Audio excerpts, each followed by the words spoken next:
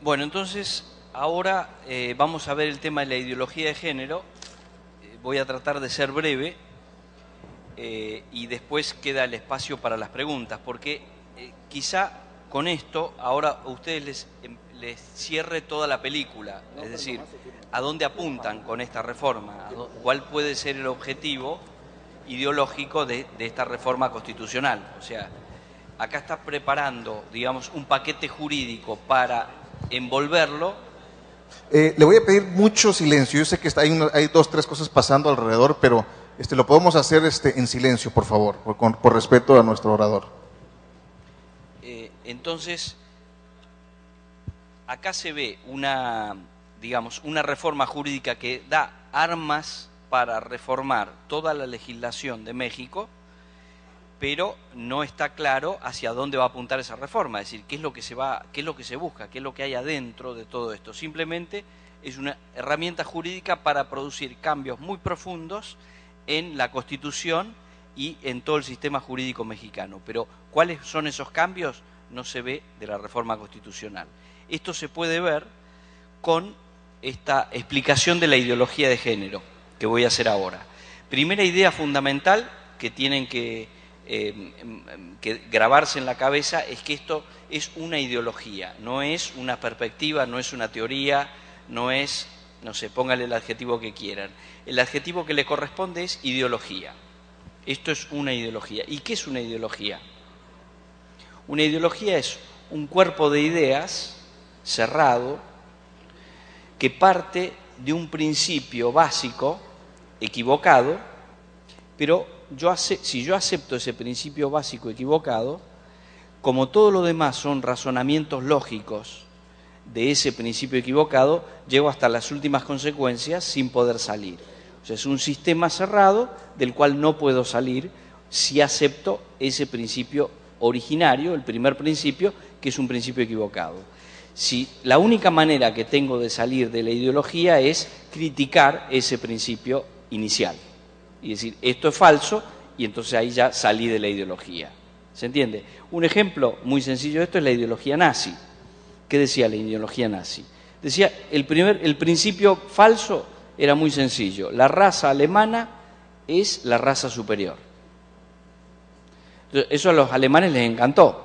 Cuando el tío Adolfo les dijo eso, los alemanes dijeron, realmente es un genio este tipo, no nos habíamos dado cuenta, pero nosotros somos los superiores. Entonces lo aceptaron. Pero ¿qué pasa? Si yo acepto este principio de que la raza alemana es la raza superior, esto significa necesariamente que todas las demás razas son inferiores. Necesariamente son todas inferiores. Y además no todas son igualmente inferiores. Habrá algunas inferiores y otras indeseables directamente, asquerosamente inferiores. Entonces, esas indeseables pueden ser esclavos del pueblo alemán. Y si yo sigo sacando consecuencias, termino en los campos de exterminio de los nazis. Fíjense, partí de un principio inicial equivocado y llego a los campos de exterminio. Y no puedo salir, porque si yo acepté que el pueblo alemán es la raza superior, ya no puedo salir de la trampa de la ideología nazi. ¿Está claro? Bueno, la ideología de género es lo mismo, parte de un principio equivocado. Sobre ese principio equivocado se van haciendo una serie de razonamientos que son perfectamente coherentes, y si esto se lleva hasta las últimas consecuencias va a ser, ya vamos a ver, un horror igual o peor que el del nazismo. Entonces, ¿cuál es el principio equivocado de la ideología de género? Dice esto. Son dos frases. La primera frase, vamos a ver que estamos todos de acuerdo. La trampa está en la segunda frase. Y la primera frase dice esto: el sexo es el aspecto biológico de los seres humanos. Entonces solo podemos ser varón o mujer. Y eso es verdad. Todas nuestras células son sexuadas, mis células todas son masculinas, las células de las mujeres son todas femeninas, y eso no se puede cambiar. Para cambiar de sexo, yo tendría que matar todas mis células masculinas y traspasarlas a femeninas, pero entre medio morí. Entonces, el sexo es irreversible. En el momento de la concepción hay una única célula, esa célula ya es masculina o femenina y marca el destino para siempre. Seré varón o seré mujer para siempre. Incluso después de muerto, hay un cadáver, un hueso, hacen un análisis y dicen es un varón o es una mujer. Punto. Ya, después de muerto sigue siendo o varón o mujer y no hay vuelta de hoja. ¿Está claro? Entonces, esto es verdad. La trampa está en la segunda frase. La segunda frase dice que el género es el sexo socialmente construido o es el sexo culturalmente construido. Y ahí está la trampa. Entonces, lo primero que tenemos que hacer es, ¿qué quiere decir esto de que el género es el sexo construido socialmente? Construcción, ¿qué significa? Un ladrillo, pongo otro ladrillo, es una construcción. Que alguien pueda poner unos ladrillos y sacar mi sexo con ladrillos, no me cierra. ¿Qué significa esto? De que el género es el sexo construido socialmente. Es una frase incomprensible, ¿verdad? Por lo menos en el lenguaje común no tiene ningún sentido. Esto es propio de la ideología, hacer algo confuso para engañar a la gente. Entonces, ¿qué quiere decir esto? Esto quiere decir, fíjense, la palabra género, ¿qué significa? Primero es una palabra equívoca, porque significa distintas cosas que no tienen relación una con otra. Por ejemplo, yo digo género es una tela, es un género, pero hablo del género humano, que no tiene nada que ver con ninguna tela. Y hablo de, en lenguaje, puedo decir que unas palabras tienen género masculino, género femenino y en algunos idiomas también género neutro. Y además, fíjense, la misma palabra puede ser femenina, masculina o neutra, depende del idioma, o sea, depende de la cultura. Por ejemplo, la sangre en castellano, ¿qué es? Despiértense. Es fácil, la sangre, ¿qué es? ¿Masculino, femenino o neutro? Femenino. En castellano es femenino. En italiano se dice il sangue. Il sangue es masculino. Y en inglés es the blood, que es neutro. Entonces, fíjense, la misma realidad puede ser masculina, femenina o neutra. Depende de la cultura. Entonces, ¿se dan cuenta que ya estamos metidos en la ideología de género? Ya estamos metidos en la ideología de género. Porque esto de que el género es el sexo construido social o culturalmente es esto. Quiere decir esto. Quiere decir que en mi aspecto biológico yo seguiré siendo varón o mujer. Lo que era, seguiré siéndolo. Pero la ideología de género dice que psicológicamente yo puedo cambiar mi propio género. O sea, mi sexualidad psicológica la puedo cambiar. Y ahora vamos a explicar qué quiere decir esto. Quiere decir que esa sexualidad psicológica no tiene ninguna relación con lo biológico. Ninguna relación con lo biológico. Entonces yo puedo pensar que hoy ser varón es esto, pienso que mañana ser varón es otra cosa desde el punto de vista psicológico, ¿no? Y pasado mañana ser varón es esta otra cosa. Y mujer lo mismo, algo diferente. Pero además no solo yo puedo pensarlo, yo puedo imaginarlo, sino que además lo puedo llevar a la práctica en mi propia vida. Entonces yo hoy puedo ser varón así, mañana soy varón de esta otra manera, pasado mañana soy varón de esta otra manera. Pero además puedo saltar de género. Entonces hoy puedo querer ser varón con este contenido y mañana quiero ser mujer con este otro contenido. Y eso lo puedo llevar a la práctica en mi propia vida. Y no tiene ningún condicionamiento de tipo biológico ni de ningún otro tipo de condicionamiento. ¿Se entiende?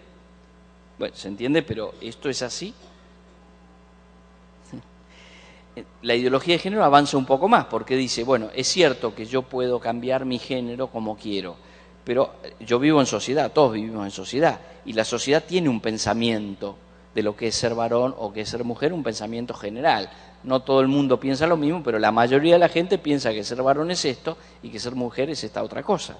Entonces yo influyo en la sociedad en cuanto al género y el resto de la sociedad influye en mí en cuanto al género. a una influencia recíproca. ¿Se entiende? Bien, entonces, esto es lo que dice la ideología de género. Acá yo podría decir, bueno, se acabó. Les acabo de explicar muy sintéticamente lo que dice la ideología de género. Pero empecemos a sacar algunas consecuencias, porque si esto fuera cierto,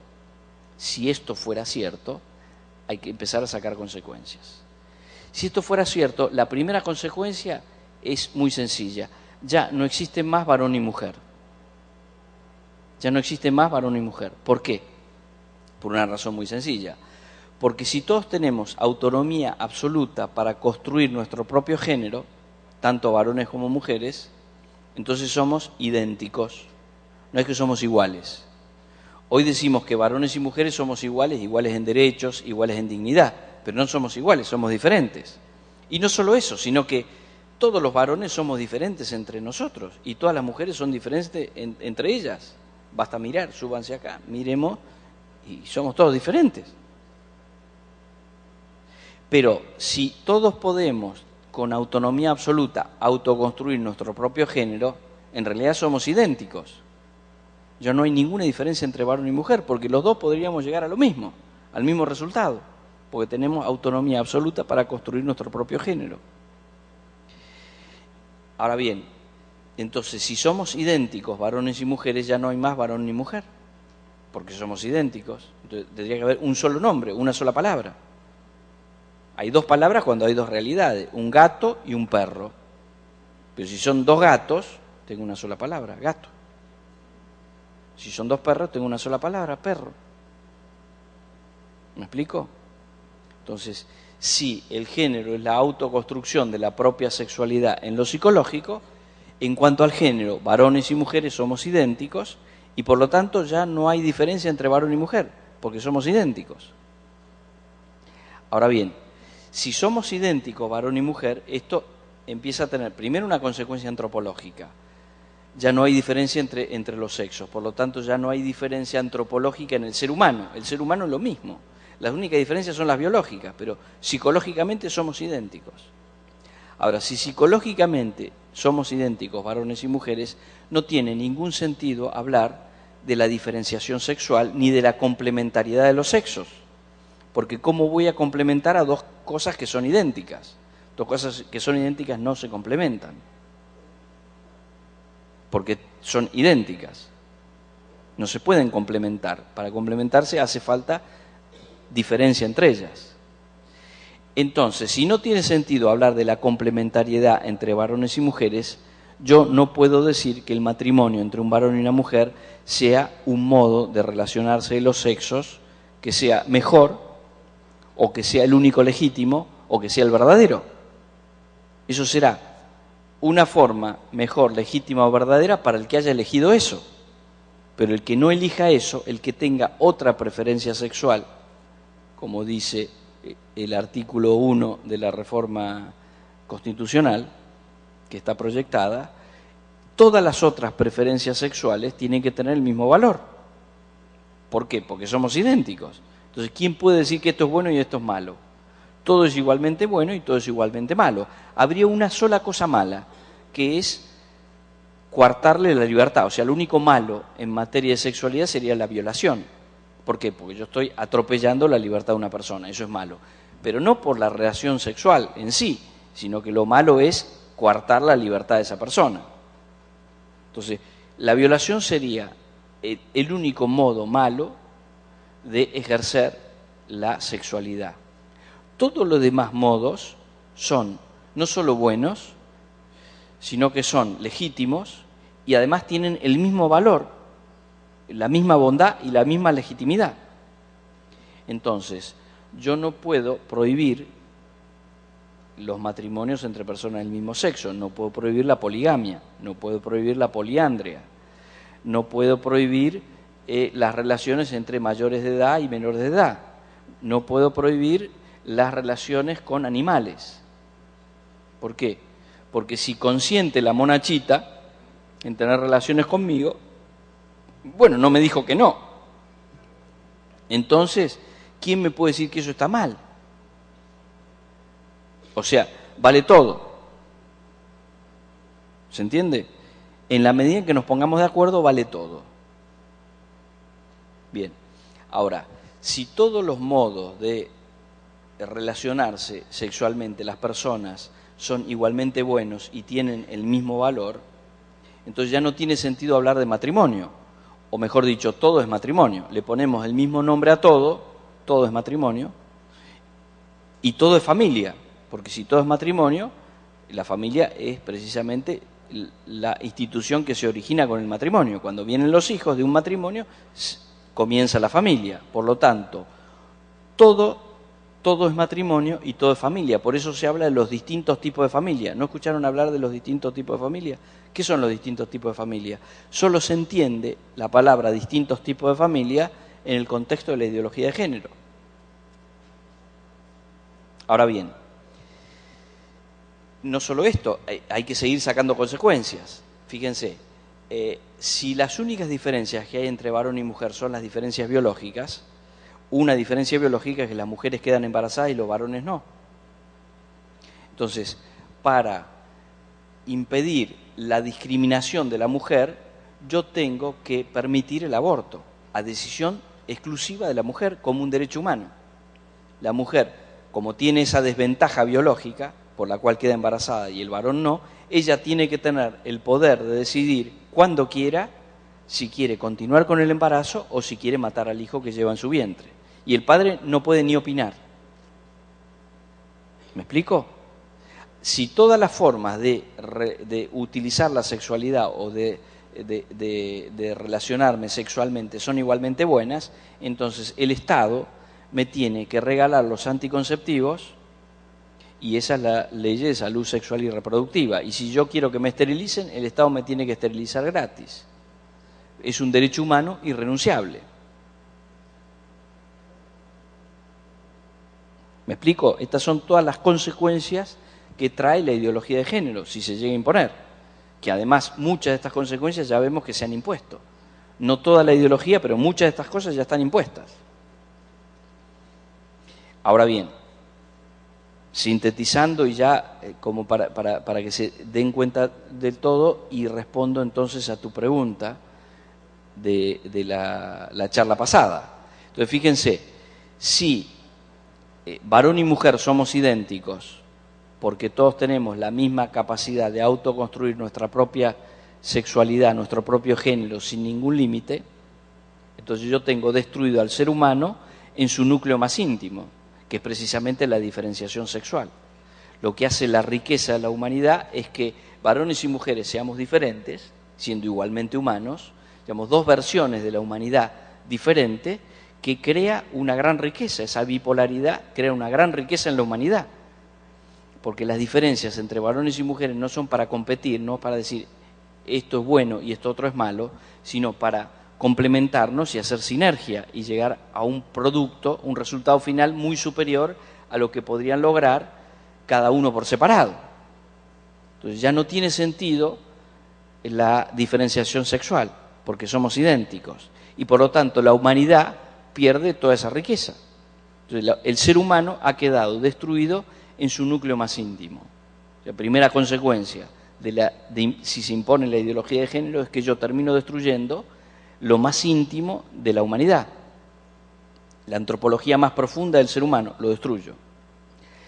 Primera consecuencia. Segunda consecuencia, destruyo el matrimonio y destruyo la familia. Porque pongo en el mismo nivel cualquier modo de relacionarse los sexos. Y además eso lo transformo en un derecho humano. Y además promociono esos distintos tipos de familia. Pero si yo ataco y destruyo el matrimonio y la familia, termino destruyendo la sociedad, porque el matrimonio y la familia son la base de la sociedad, la base que sustentan la sociedad. Entonces tengo destruido al ser humano en lo más íntimo, tengo destruida la familia, o sea, tengo destruidas las relaciones afectivas y amorosas más profundas, las destruyo, y termino destruyendo también la sociedad. ¿Se entiende? Entonces, ¿qué pasa? Todo esto, entonces, esta ideología, fíjense, como es una ideología absurda, como es una ideología cuyas consecuencias son catastróficas, esta ideología solo se puede imponer por la fuerza. Y hay dos modos de imponer por la fuerza una ideología. Una es un revólver, la fuerza de las armas. De hecho, la ideología nazi pensaba imponerse en el mundo con la guerra. La ideología marxista con la guerra. La revolución, la guerra, o sea, la fuerza de las armas. La ideología de género no usa la fuerza de las armas. ¿Qué fuerza usa? La otra fuerza posible, que es la fuerza del derecho. Obligo a través de las leyes. Entonces, con la reforma constitucional en ciernes en México, yo estoy dando las herramientas para que esta ideología de género se pueda imponer no con la bota militar, sino con la bota de las leyes. Entonces, ¿se entiende ahora? O sea, ahora la película está completa.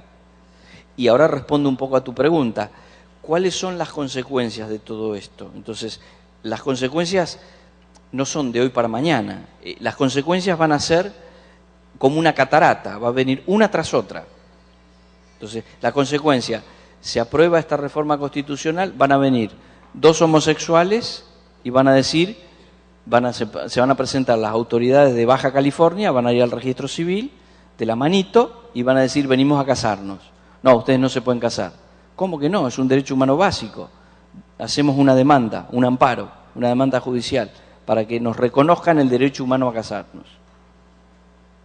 Y además vamos a pedir que, en función de toda esta reforma constitucional, hay que cambiar las leyes de los estados y hay que permitir el matrimonio entre personas del mismo sexo. Bueno, tardará más o menos, habrá más disputas legales o menos, serán más largas o más cortas, pero lo terminarán reconociendo. Cuando lo reconozcan va a venir un travesti y va a decir, yo soy un varón en cuerpo de mujer, o soy una mujer en cuerpo de varón, no tengo la culpa de tener el cuerpo equivocado. Entonces, quiero dos cosas, que el Estado me pague la operación y que me cambien el nombre. Y esa va a ser la segunda cosa. Paralelo a esto, van a cambiar todos los planes de estudio de las escuelas, van a cambiar todos el material de estudio en las escuelas, o sea, los libros de texto. Van a educar a los docentes, van a capacitar a los docentes y van a tener que hacer cursos con determinado puntaje que si no hacen el curso no podrán dar clases, o por lo menos no podrán dar clases de determinadas materias, porque no están capacitados para las reformas estas que se han provocado. Después, con el tema de la ideología de género, no solo le van a enseñar a los niños de que llegados los 18 años se podrán casar con una persona del mismo sexo o con una persona del otro sexo, sino que además tienen que hacer algo para, precisamente, para que se concrete la ideología de género. Entonces, van a decir que hay un condicionamiento cultural por el cual los varones juegan al fútbol y las mujeres juegan a las muñecas. Entonces, en la escuela va a haber determinadas actividades recreativas donde las niñas tendrán que jugar al fútbol y los varones tendrán que jugar con muñecas. Porque esto es necesario precisamente para que ellos, llegados los 18 años, puedan optar con libertad cuál es el género que quieren. Porque si los padres, la sociedad, todos le imponen un género o una visión única del género, van a elegir ese.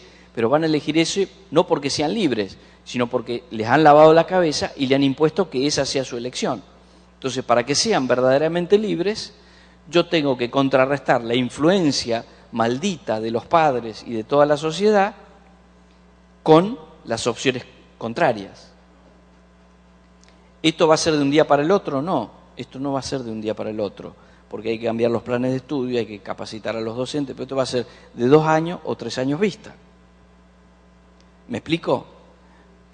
Va a haber que despenalizar el aborto a decisión de la mujer. Entonces, a lo mejor hacen una despenalización parcial, como ha hecho el Estado, el Distrito Federal, y después van a hacer una despenalización total, como ha hecho España. España en 1986 hizo una ley donde despenalizaba parcialmente el aborto, bajo algunas indicaciones, es decir, bajo determinadas condiciones se despenalizaba el aborto. El año pasado ya hicieron una ley donde el aborto está completamente despenalizado y transformado en un derecho humano básico de la mujer. O sea, las españolas tienen el derecho humano básico de matar a sus propios hijos. Fantástico. Una muestra de civilización, de cultura, de justicia, de razonabilidad. Pueden matar a sus hijos y es un derecho, tienen derecho a matar a sus hijos. Fantástico por las españolas. Bueno, esto mismo va a pasar si se impone la ideología de género. Vendrá primero una despenalización parcial del aborto y después va a venir una despenalización total. Esto es lo que les digo, lo que dije, anticipé, de que las reformas no van a ser de un día para el otro. O sea, el día que se apruebe la reforma de la Constitución, al día siguiente no va a pasar nada. Lo que pasa es que esto, en un corto plazo, va a tener unas consecuencias catastróficas, o podría tener, o es presumible que tenga consecuencias catastróficas en un plazo muy breve. Entonces, en 5 años, en 10 años, ustedes, la sociedad mexicana, no la van a conocer. Va a ser un país completamente diferente. Porque además, todo esto, fíjense, si yo le meto estas ideas en la cabeza a los niños de la más tierna infancia, a nosotros ya somos grandes, no nos pueden, por más que a mí me digan que yo me puedo transformar en mujer, bueno, chao, ¿viste? No, soy inmune, o sea, tengo una vacuna, ya estoy vacunado y esa idea no me entra en la cabeza. Y creo que a la mayoría de ustedes, y no todos, y espero que todos, esa idea no les va a entrar en la cabeza. No hay ningún problema. Peligro cero. Pero si yo agarro a un niñito desde los 4 años y le empiezo a meter todas estas ideas, y si es varón lo hago jugar con las muñecas, y le voy diciendo todo este tipo de cosas, y se lo voy metiendo en todas las materias en la escuela, y además es lo que ve en el cine, es lo que ve en el cine, es lo que se escucha en la música, porque es lo que se escucha en la música, es lo que se ve en la televisión. Entonces ese chico, no a los 4 años, porque los 4 años todavía es demasiado chico, pero a los 15 años no va a saber si es varón o mujer o si es un pejerrey. No va a tener idea. Esto, fíjense, para que vean lo dramático de todo esto, yo di una clase hace 2 años sobre ideología de género en un pueblito de 7.000 habitantes en la provincia de Córdoba, un pueblito de campo, gente de campo, campesinos, trabajadores, gente normal. Ese pueblito tiene 2 escuelas, una escuela es privada y otra escuela es estatal. Le di la clase a todos los docentes del pueblo, o sea que fueron todos los docentes de las 2 escuelas, sobre ideología de género. Cuando termino, se levanta una maestra, levanta la mano y dice, ahora entiendo la pregunta de mi hijo de la semana pasada. Todos nos quedamos así. ¿Qué pregunta? No, dice, no, es que yo tengo 2 hijos, un chico de 11 años y otro de 7. El de 7, la semana pasada me preguntó, mami, ¿yo qué soy? ¿Nene o nena? Entonces la maestra dijo, esto, o sea, la duda no le pudo venir por lo que le enseño yo en casa. Ahora entiendo que la duda le vino por lo que se enseña en el colegio. Y yo soy docente en el colegio al que van mis hijos. Y acá están el resto de los docentes de la escuela a la que van mis hijos. Entonces nos tenemos que reunir porque hay algo que no funciona. Estamos haciendo las cosas mal. Porque no puede ser que mi hijo de 7 años me pregunte, mami, ¿yo qué soy, nene o nena? Entonces, con esto, ¿qué quiero decirles? Y ahí completo la pregunta. El tema de la ideología de género no es un problema que yo no lo tengo, porque yo tengo las ideas claras, yo sé que soy varoncito o sé que soy mujercita y que esto no lo voy a cambiar. Entonces yo estoy salvado. El problema de la ideología de género lo tenemos todos, porque puede que no lo tengas vos, pero si lo tienen tus hijos o lo tienen tus nietos, ¿un padre se desentiende de los problemas de sus hijos? ¿Un abuelo se desentiende de los problemas de su nieto? No, creo que no. Si son buenas personas, no se pueden desentender de un problema. Entonces, el problema ya lo tenés, porque la ideología de género ya la están metiendo en México de muchas maneras. Está en la televisión, está en el cine, está en material educativo, está en muchas leyes, o sea que está. Entonces, ¿cuáles son los efectos? Los efectos previsibles son esto que acabamos de decir, la destrucción en definitiva de la humanidad. Esto no va a pasar. Esto no va a pasar porque hay un Dios que no lo va a permitir, y además no solo un Dios, sino también la propia inteligencia humana, que va a reaccionar y va a decir, bueno, no, esto basta, esto es una locura, se acabó. Entonces, no va a prosperar. Pero en el entretanto, ¿cuánta gente va a morir por vía de estas leyes? ¿Cuánta gente va a ser infeliz por vía de estas leyes o por vía de esta enseñanza que se le den? ¿Cuánta gente se va a ver frustrada? Etcétera, etcétera. Podrán ser más o menos, depende de ustedes y de mí, que sea mucha menos gente. Y repito, el problema ya lo tenemos todos. Nadie puede eludir este tema, o este tema ya está, ya lo tenemos. Entonces, no se vale que cualquiera de nosotros diga, bueno, yo me ocupo de otros temas, que también son muy importantes y que tendremos que ocuparnos de muchos temas, sin duda, porque total, esto en realidad a mí no me afecta, es para otros. Esto puede ser que sea más grave o que sea más urgente para otros, puede ser, pero este es un problema de todos. Bueno, esto era lo que quería comentarles y bueno, queda abierto el debate nuevamente, lo que quieran. ¿Alguien tiene una pregunta que quisiera hacerle al doctor?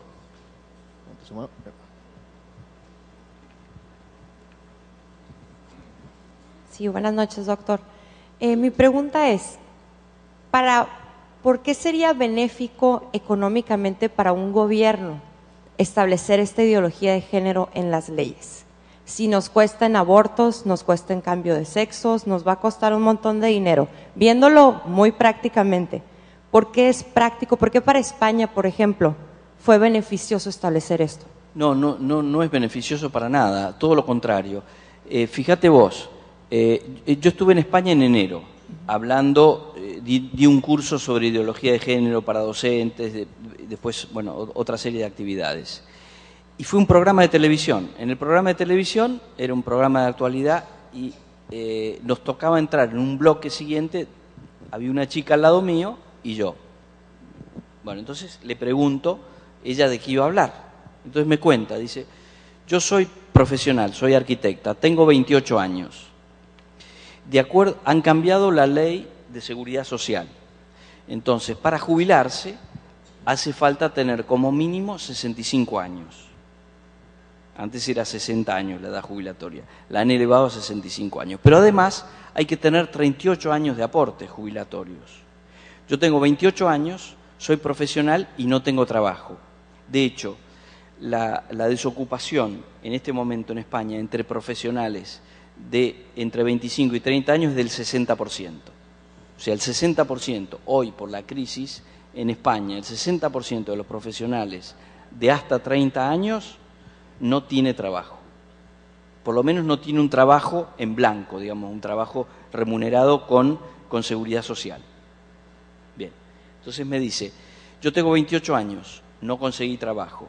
Si yo consiguiera trabajo mañana y hago 38 años de aportes, me jubilo a los 66 años. Cada año que pasa es un año más que se me atrasa la jubilación. Entonces, el sistema económico está quebrado en España y en toda Europa. ¿Por qué está quebrado? Por la falta de natalidad. ¿Por qué han tenido que elevar la edad jubilatoria y ponerte una serie de condiciones? Por una razón muy sencilla. Si nacen menos chicos, la población, digamos, de viejos, por decirlo de alguna manera, jubilados, llamemos jubilados, crece. Y cada vez hay menos activos para mantener a una clase pasiva cada vez mayor.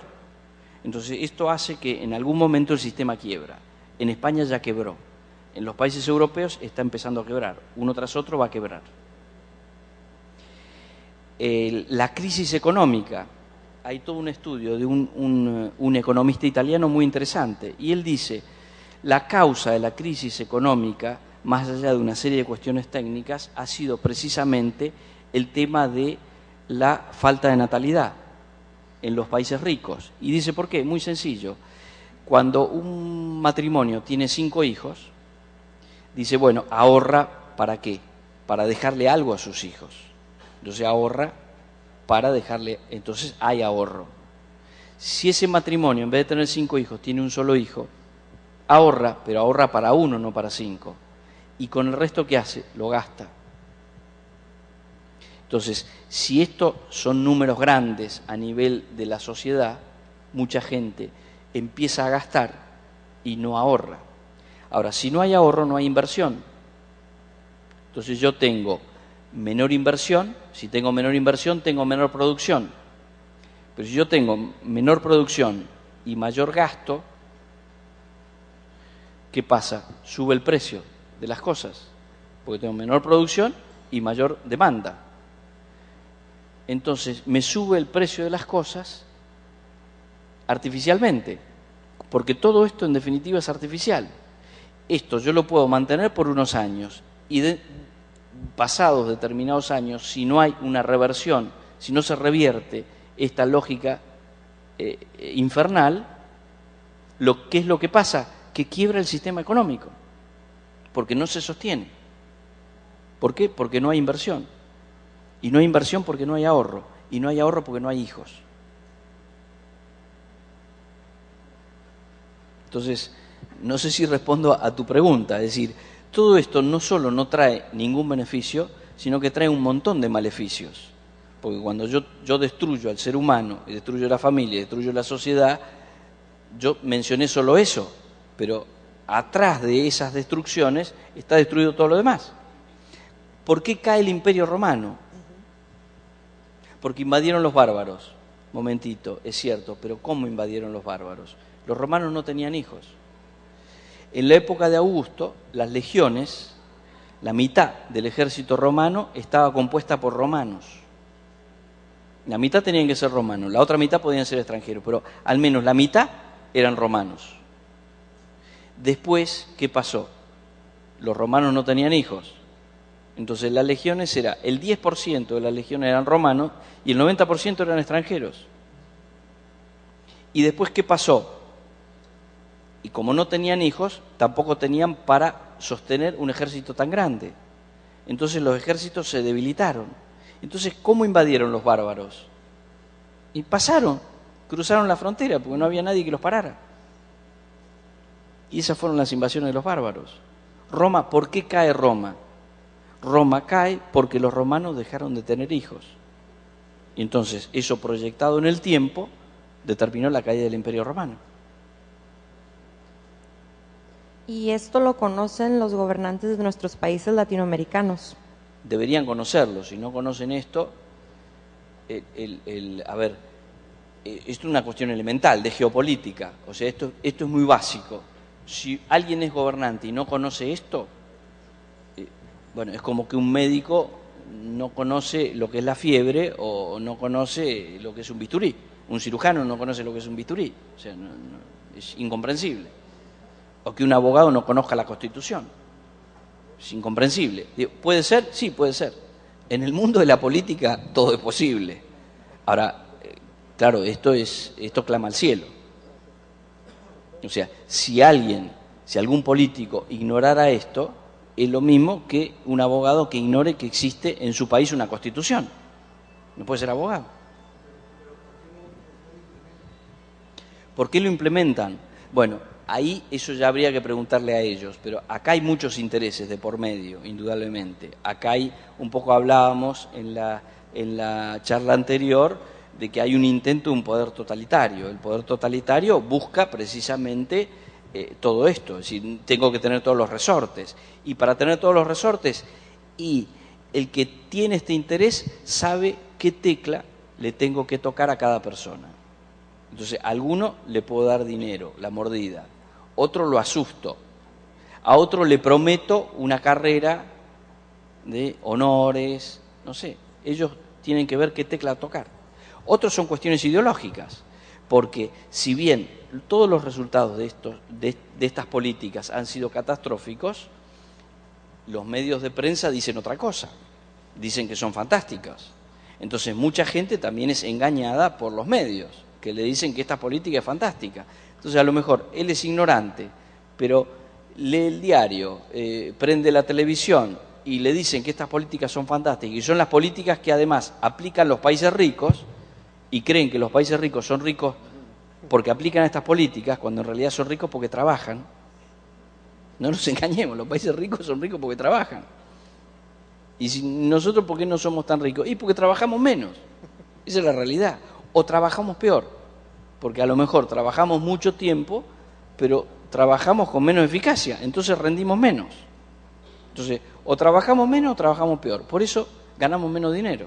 Así de simple. Pero los países ricos son ricos no porque aplican estas políticas, sino que son ricos porque trabajan y trabajan bien. Ahora, nos hacen creer que los países ricos son ricos porque aplican estas políticas y nosotros seguimos trabajando mal y poco, y si encima aplicamos estas políticas, bueno, que Dios nos ampare, ¿no? Porque no va a quedar nada. ¿Está claro? Ahora, por eso digo, acá hay un montón de cosas. Y después hay un montón también de intereses particulares. O sea, estamos hablando de despenalizar el aborto. Bueno, los médicos aborteros les interesa. Estamos hablando de regalar anticonceptivos y las fábricas de anticonceptivos les interesan. O sea, hay un montón de intereses particulares que confluyen hacia el mismo objetivo. Eso también está claro. O sea, son muchos factores. No se puede decir que haya un único factor. Entonces, ¿hay confusión? Sí hay confusión. ¿Hay errores inducidos? Hay errores inducidos. ¿Hay gente que puede estar en estas cosas de buena fe? Seguramente hay gente que está en estas cosas de buena fe. Pero bueno, es cuestión de explicarle, documentarlo, platicar con ellos, y si es de buena fe, cambiarán. Y después hay gente que tiene intereses económicos, tiene intereses políticos, de carrera, tiene intereses de un montón de factores.